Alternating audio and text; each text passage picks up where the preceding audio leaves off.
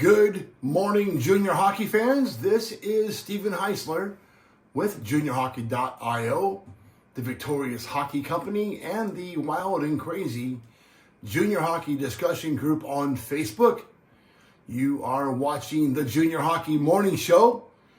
We are on the World Sports Broadcasting Network, WSBN.TV. You can also find us on YouTube, X, and Facebook. All right. Today's topic, if you read the article this morning, show me the money.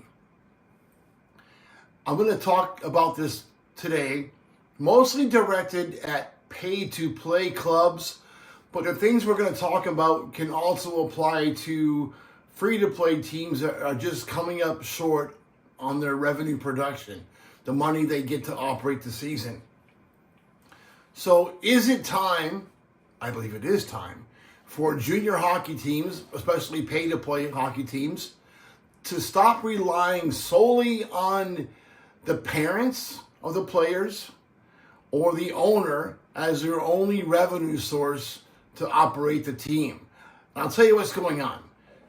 A lot of guys get into this game, and it's like buying a Ferrari or buying a private jet or buying a yacht.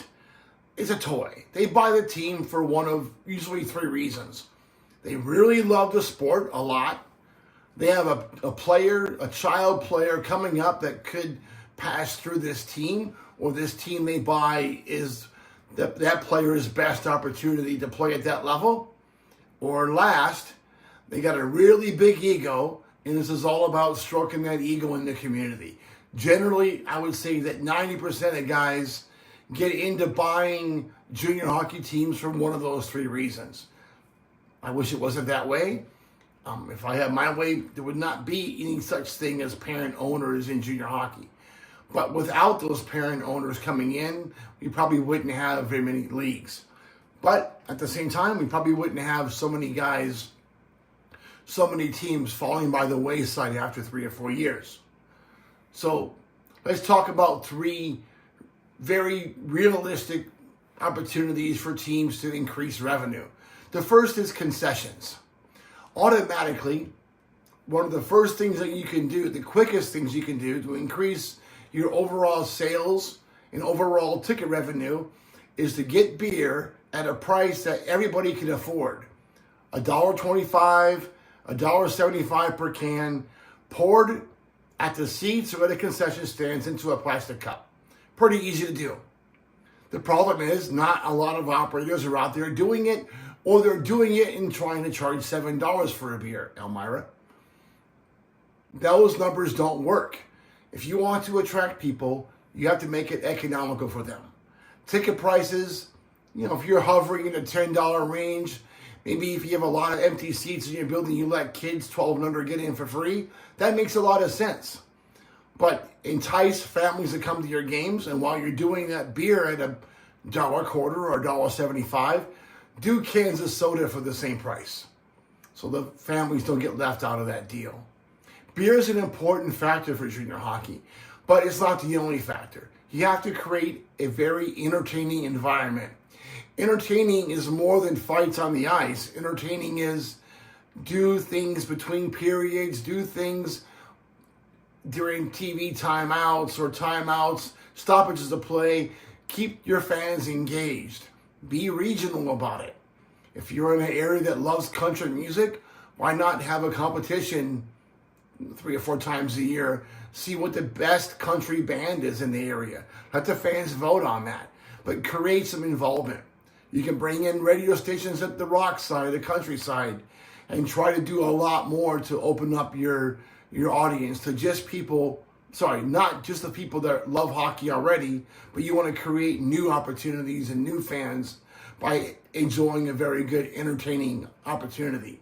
At the same time, if you're going to get families to come to your games, families are important, right? You have to do something to curb the language. The last thing that a parent of a 5-year-old wants to do is subject their 5-year-old to a game filled with profanity.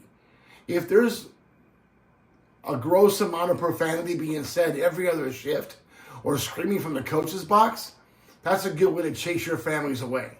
So try to avoid that. All right, let's go to the next one. The next one is doing more in the realm of partners and sponsorships. So partnering with local business is important, but you have to be able to hit all the price points. Yes, you want to get your big ticket guys to come in and do that, but you also want to be available and suitable for people that have lower revenue. So any mom and pop store can come in and be a part of your operation, be a part of your program. Engaging local business at every level makes more sense for you. It just generates more revenue. You can make packages that people can pay over 12 months, not just all up front. Create a stream of business revenue that's going to come in year after year because you provide a good value for that dollar. And it's also important that you're telling these people, hey, we'd like you to be a part of our program and join us. What we're doing is we're developing hockey players that are between high school and youth hockey and before college and pro hockey, because that's exactly what you're doing. People think junior hockey in a lot of markets is just little kids. And the game has kind of done that to themselves, right? We call junior youth programs. We call junior programs, and it confuses people that don't really understand what's going on. So one way of telling them is make sure those people know, hey, we have a team here. They're not high school kids all the way. They're mostly 18 to 20 years old, and you have to explain what the level of play does for these players and why it's important to take part in this, not only as a player, but also as a local business. Tommy? The last one I've been talking about for years, I didn't invent this, but this is coming out of England and Europe in the soccer culture. So, European soccer, a lot of the teams are community operated or heavily community supported. The supporters group is often a non-profit entity, aside from the team's entity, that raises funds to support the players and support the operation of the team. Sometimes they pay for a stadium, a training facility. Sometimes they're paying for flights and subsidizing teams in those areas. There's no reason why that same type of mentality couldn't be applied to every junior program across the country. And it could be as little as $29 a month or $99 a month, whatever you want to do, whatever your operation needs. But to get more of those guys involved just creates a lot more interest in your team. It also provides help for you for billeting, for off-ice officials during the games, for putting the ice in and out if you're in a larger arena. There's a lot of things that group can do to help you. And if they completely understand that every dime that they spend on that membership goes towards the operation of the club, they're more involved. But you want to make sure they have special access. You have to give them meet and greets. You got to show up for kids show and tell. You have to do all those little things to support that group. But it's important that you do, because that group will be in your town year after year after year.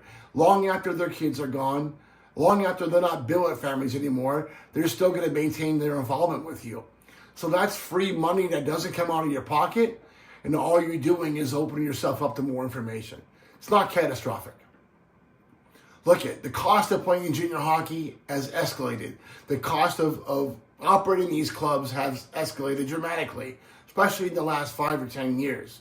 Most pay-to-play junior hockey clubs, the average price now is well over $10,000. That's a lot of money. But operators, you guys can do more for yourselves by getting those prices lower, working your communities. There's a lot of radio people out there doing sales and radio that work on commission. Offer them a substantial commission to sell some of these properties. It's only going to be good for you in the end. That's money that you wouldn't have had otherwise. That's it for today. Hope this was better than yesterday. Hope that you enjoy your morning coffee. Have a great day in hockey.